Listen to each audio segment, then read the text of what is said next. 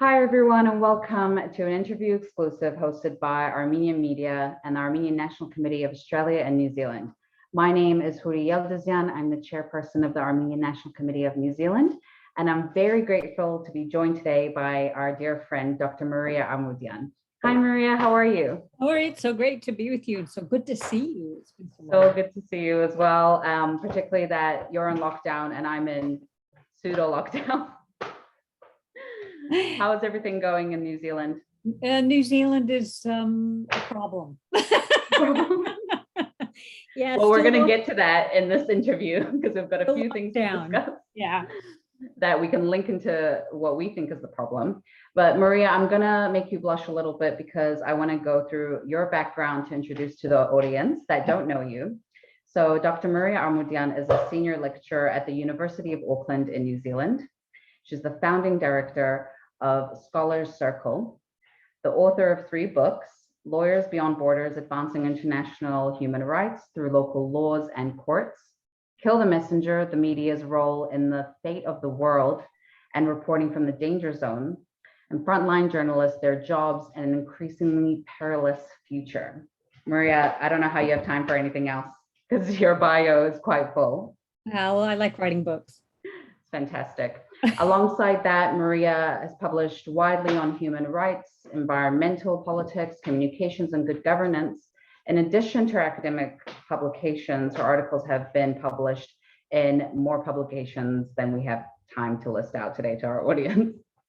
But we are very lucky to have Maria as well on ANC National, ANC New Zealand's committee as well. Thank you. So I'm lucky to work alongside you as well in all our endeavors. To be here with you and to work with you. Yes, it's fantastic. So Maria, we're going to explore a few different topics that come under the radar of the Armenian National Committee in New Zealand and Australia, but also globally too, given your international journalistic experience as well. Maria, you recently wrote for Newsroom, one of our most prominent news publications, but also one of the most read as well in New Zealand, about memorials in New Zealand honoring Turkish dictator Mustafa Kemal Ataturk. By way of background for our viewers, can you explain what these memorials are and where they're placed in New Zealand? Yeah, it was quite a shocker for me to find out that there were memorials to Mustafa Kemal Ataturk in this small country that prides itself on human rights. When I moved to New Zealand, one of the things that attracted me was this, image of it as this, kinder, gentler, cleaner, greener country.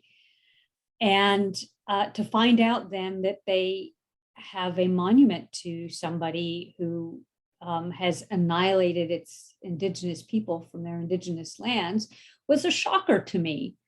It is the only memorial that they have to a foreign leader they've opposed, that they have fought with, because they fought Turkey, obviously, Ottoman Turkey during the First World War with the Anzac troops. The main memorial is in Tarakina Bay in Wellington. And the site they put it on was a pa, a Maori sacred site. And they negotiated to rename the park. First, they gave it a Maori name, and then next to the Maori name is Ataturk Memorial Park. And it's in this beautiful part of Wellington, overlooking Tarakina Bay, which they allegedly chose because it looks like Anzac Cove. Mm.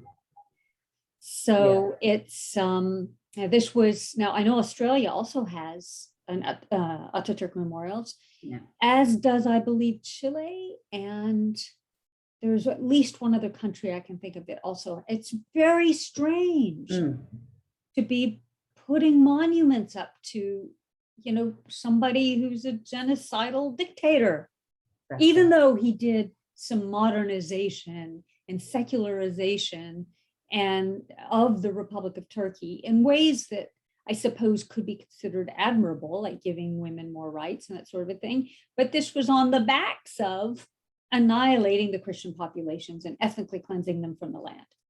Correct. And when we talk about our Indigenous of New Zealand, who are the Māori people, and this memorial was placed on a Māori pa, being a burial ground. Yeah. What does that say? What does that say to the Māori people? What message does that send on the basis of our checkered past with our Indigenous people in New Zealand? Absolutely. So as I understand what happened, so I've read the files now, the history of this memorial to try to understand what happened. And it looks like they struck a deal with the Māori who had ancestors on that site, so that they could still organize to honor, Kemal, and still honor the Maori ancestors who had been on that pause. So that was, at least they made an effort to the Indigenous population of New Zealand, but they did not really heed other citizens of New Zealand who opposed this memorial, and that included their own New Zealanders who had come from Cyprus and from Greece, who had organized demonstrations and protested both the memorial itself, but also when they came to do the dedication of the memorial, they opposed Turkey's leaders coming in to do that. But, the government, instead of paying attention to their own citizens in this case, they took it underground and started doing things in secret. Yes. And so what is this, and the best words I can use is people pleasing or country pleasing. What is New Zealand's position on needing to please Turkey's past? Yeah. So we've been theorizing about this. I've got a colleague, I'm actually writing this article with, the academic article. It's within the context of memory entrepreneurialism, right? Which, for people who don't know what that is, it's essentially when people try to reframe the past and to shape our memories in a way that they can advance something. And Ataturk memorials being erected around the world is part of that. There's an Ataturk society. This is part of what they do. They're not the only ones. Other countries do this too. And, you can just go around the United States and see Ronald Reagan freeways and memorials. You know what I mean? So it's just part of how people try to reshape the past in order to establish something in the present and future. So New Zealand, let's do a little history first. If you look back into all of the old newspapers in New Zealand from 1849 all the way to say 1949, because they've got a really good archive, there's a tremendous amount in those articles that tell you what happened at the time for New Zealanders and what they believed and what they thought. And part of that was, I found about 75,000 articles that referred to Armenians, right? And most of those were sympathetic about what the Armenians were going through, the pogroms, the massacres, the annihilations. Of course, the word genocide wasn't coined yet, but they used other words like Holocaust and extermination. Right. But then I looked to see what they said about the Turks, just because I wanted to see the history, right? Mm-hmm. And it was, many more articles, obviously, because they were fighting them. And Turkey was a much more significant player. Armenia was a small country, not so significant, getting clobbered. Turkey was obviously this big empire. But the phrases they used were really nasty. I mean, it was terrible Turk, it was horrible Turk, it was unspeakable Turk. It was all of these awful phrases. So there was a clear kind of imagery about Turks and about Armenians at the time. That included during the time of Kemal Ataturk. They called him a genocidal dictator during his reign. Mm-hmm. And they talked about how he and his nationalists wanted to slit the throat of every Armenian that passed by them, and to exterminate the Armenians yet again. So that was in the New Zealand papers. But then things went quiet for obvious reasons, right? There's not a war anymore. The ethnic cleansing has happened. And Then you come around into the 70s and 80s, and things are changing in the world. New Zealand's needing some trade partners. The UK has kind of turned more towards Europe. And at the same time, Turkey is reaching out and trying to establish these relationships. And one of the things it did was rename that area of Gallipoli Anzac Cove. Yeah. And so this was sort of, if it was a public diplomacy, it was a brilliant act of public diplomacy by the Turks. I think that they are pretty good at this sort of shaping, because they can count on people forgetting. Mm-hmm. So Armenians have been forgotten in the New Zealand imagination, right? You don't see much about Armenians in the New Zealand newspapers anymore. Once a year, maybe on the Armenian genocide, April 24th, maybe, one other time when Kim Kardashian goes to Armenia or something like that. But they're hardly in the imagination anymore. Yeah, that's correct. And it's so interesting to see the narrative that was happening at that time of Turkish people or of Turkey in New Zealand newspapers. Yes, that's right. Yeah. So also, New caricatures, painting them as almost evil caricatures. Yeah, I would say there was very much a sort of good versus evil framework there, right? Right. Which was happening during World War I. Yeah, and you can't blame Turkish people for what was going on. This is before World War I, during World War I, and after World War I. You can't blame the Turkish people per se, because this was government organized, and a lot of Turkish people saved Armenians. And so I never want to, paint the whole people with a paintbrush, because it's never true. There's always good people in every and society. You can say that across history. Yeah. But the government, obviously. I'm glad you pointed that out.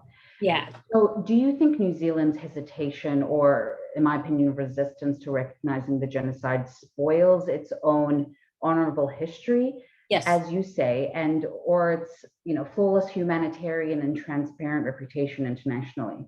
Yes, absolutely. One word, yes. I think that it shows like this kind of inconsistency and a sort of fair weather friend in a way. But it's not even just fair weather friend to, past sufferers of human rights abuses. Obviously, Armenians are still suffering in many ways with Artsakh and all of that. But it's also, even if it wants to say it is friends with Turkey, friends don't let friends do awful things and deny their past. If you're a true friend and your friend has, say, dirt on his face, you say to your friend, you've got dirt on your face. So even if it was really a friend of Turkey, it would push it to tell the truth in a gentle way, and it wouldn't lie for that friend. Yeah. So that's a good way to say it. Yeah. If we can segue now into another topic that's very dear to our viewers' hearts, is the loss of more than 3/4 of the Republic of Artsakh to Azerbaijan late in 2020. As we approach the 1-year anniversary of the signing of the trilateral agreement, how do you reflect on the war and its aftermath? Yeah, look, it's devastating. Unbelievable that it could have happened so swiftly too. But the timing of Aliyev and Erdogan and the organization that they did, the timing, during the COVID crisis with Donald Trump in the presidency, they thought, obviously they were right, that they could get away with it, and they did. Yeah. And so one of the things that I have been thinking about and researching is about reparations, redress, justice for survivors. And, all over the world, there are survivors of genocide and torture finding ways to take their abusers to court. And I specifically looked at the cases mostly in the United States. And in many of these cases, they're what they call foreign cubed cases, meaning that even though the plaintiff, the victim, the defendant, the perpetrator and the site of the violation were in a foreign land, they managed to get jurisdiction in US courts. Mm. And that was through a statute that this human rights lawyer named Peter Weiss had dug up that was, from the first Congress of the United States, called the Alien Tort Statute. Mm. And all it essentially said was that federal courts had jurisdiction when laws violated the laws of nations, when the tort violated laws of nations. And torture, they decided, was one of those. And that was even before the Torture Convention was signed. Yeah. And so these are tools and these are ways that torture survivors are finding other statutes in other countries. So a lot of the Syrian survivors, for example, are using Berlin and German courts and other courts, and they're suing their perpetrators. And of course, it's a different system there. It's not the same kind of litigation that. Yeah, that's right. But it's but this is something that I think now Armenians, and especially the Artsakis who have been subjected to torture and have lost loved ones, extrajudicial killings, need to be taking these cases up for their own redress, but also to open the record, to get discovery, to find out exactly where, what, when, how many international laws were violated, how many war crimes need to be investigated. And this can then build a bigger and bigger case. That's correct. I think what strikes so many of our audience members is that, right, the war happened and is still happening for all intents and purposes if we look at Armenia proper and the violations that are happening there. Yeah. But now what is the question for the victims in the legal process to find justice? Yeah. And being a lawyer myself, what is incredibly heartbreaking is that these legal avenues are burdensome and expensive. And you might have another take on it as well. There are ways to get to it, but what is devastating is that because they are hard to get to and it's a hard avenue to go down, not something that's not a good option, it deters the people who are disenfranchised regardless. Yes, I think that's right. That's right. Look, and it's already hard enough if you've been through, something as horrific as a war and lost your loved ones or been tortured as a prisoner of war, or even a civilian who's, tortured without having been engaged in the war. Already you've been through that trauma. And so it is extraordinarily difficult. I don't know which forums are the right ones to go to, but these are things that, lawyers like yourself should come together in a room and start planning and looking at what the statutes are available. And there are statutes all over the world related to universal jurisdiction. The concept of universal jurisdiction, for people who don't know, is that when the crime is so heinous, they should be prosecutable everywhere. So other jurisdiction laws sort of fall away. And then the question then becomes, where is the best place to take it? And can it be done in a way that is the least harmful to the people who have already been harmed? In some ways, some victims find this empowering, especially if they get to sue their perpetrator. And healing. Because then they transform into a plaintiff. Yes. And that can be healing, especially if they win. If they lose, it's a little harder. And, we now know that there is a proceeding in The Hague, and it's been represented by a fantastic team for Armenia. And we're looking forward to see what comes out of that. Something like a mechanism like that in a court like that would be influential across the world. Yeah. So I'm setting the record straight too. Yeah. Let's see what happens on that. I just don't want to, I don't want that to be the only action that we take. Yeah, that's right. So we saw countless reports of the war last year, and it petered out over the course of this year. and some of our opinions, some of the reports were very confused and sometimes factually incorrect. What is your take on the international journalism and broadcasting of the 2020 Artsakh War? I think most journalists don't know the deep history of the region. Yes. And that can be a real problem. Because until you look at the deep history of the region and understand that part of what's going on is this is Erdogan's effort to rebuild an Ottoman Empire by not just removing the indigenous people from the land again, because they already have, but to put forward false narratives. And what one of my students who has just done her dissertation on the Azerbaijani media, on this Azerbaijani and Armenian media on Artsakh, but to put forward these frameworks that are completely lies. And it's hard for journalists who don't have that deep history to really dig through it, because they are on deadlines, and then so they rely on official sources, and they rely on he said this and she said that. And yeah, it's never going to get us the right coverage until we really are able to give that background. Yeah, correct. Do you think there was any fear with international and more mainstream news broadcasters when they're broadcasting about the war? Fear as in? Fear, intimidation, or... Oh, yeah. Yeah. Definitely. Yeah. Absolutely. I mean, look at how many people are in jail in Turkey and Azerbaijan. Azerbaijan has no free press. I don't know how many thousands of people have been detained in Turkey, just for opposing the regime. Yes, absolutely. Yeah. Yeah.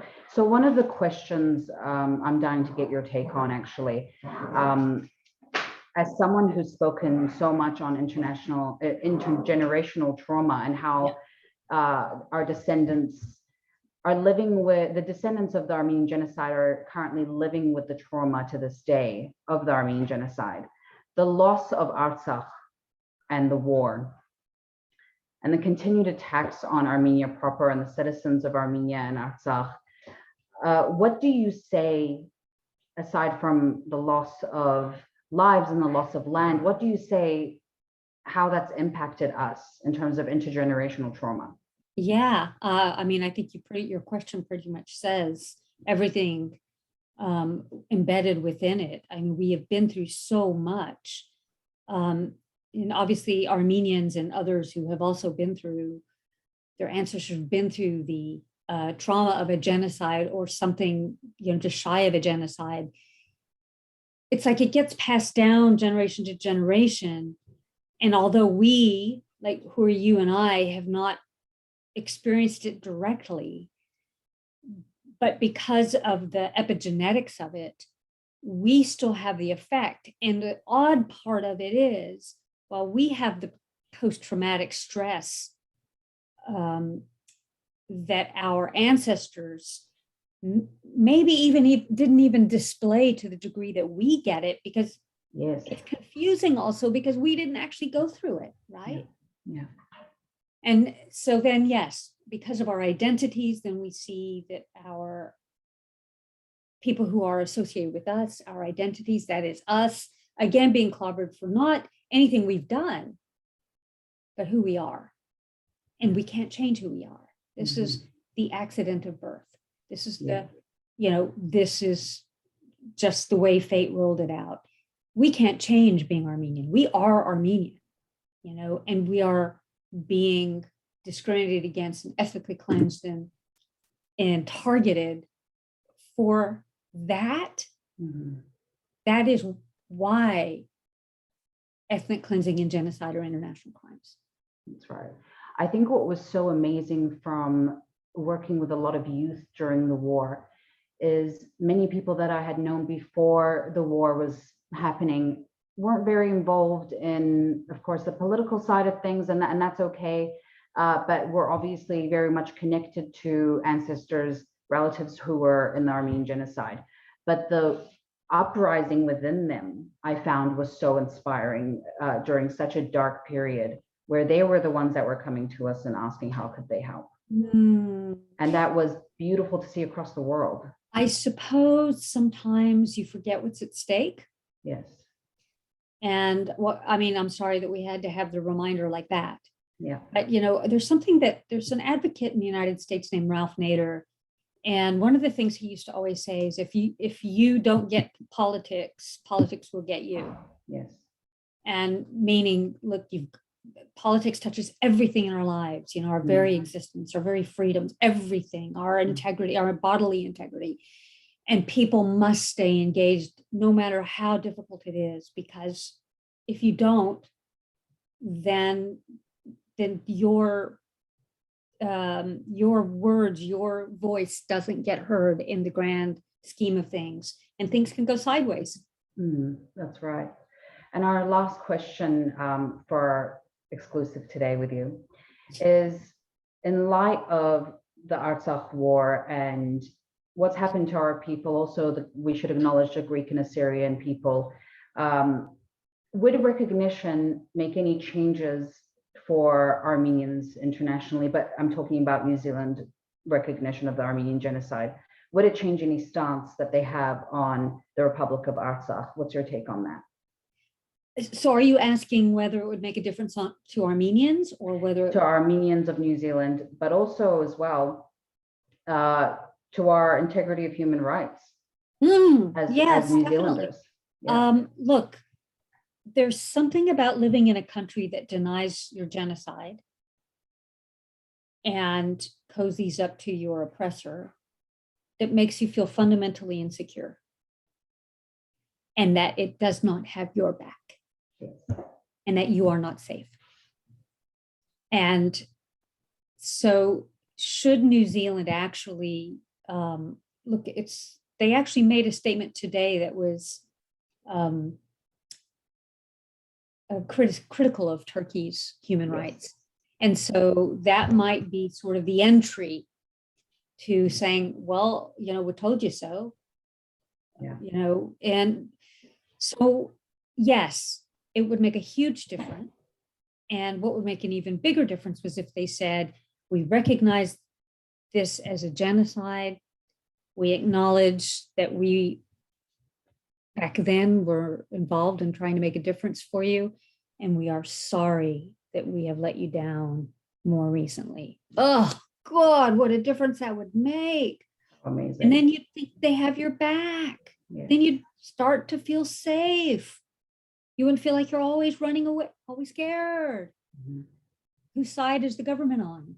Yeah, that's right. Well, as ever, ANC is working towards recognition, yes, and awareness, which is the core of our work in New Zealand, and we're very proud to do so. We're banking on recent developments that have happened today of the New Zealand ambassador to Turkey and other ambassadors who have been exiled to continue to work on this really important issue, not just for Armenians of New Zealand, but Greeks and Assyrians, and also Australian Armenians and Greeks and Assyrians. Absolutely. Thank you so much. Yeah. Yes.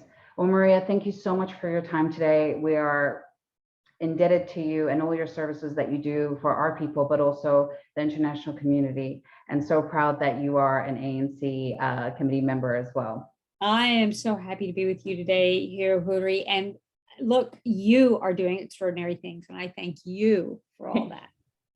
Thank you so much. We look forward to hearing more from you and following your journey. And I thank you so much for being here with us today. My pleasure. Thank you. Thank you. Bye, everyone.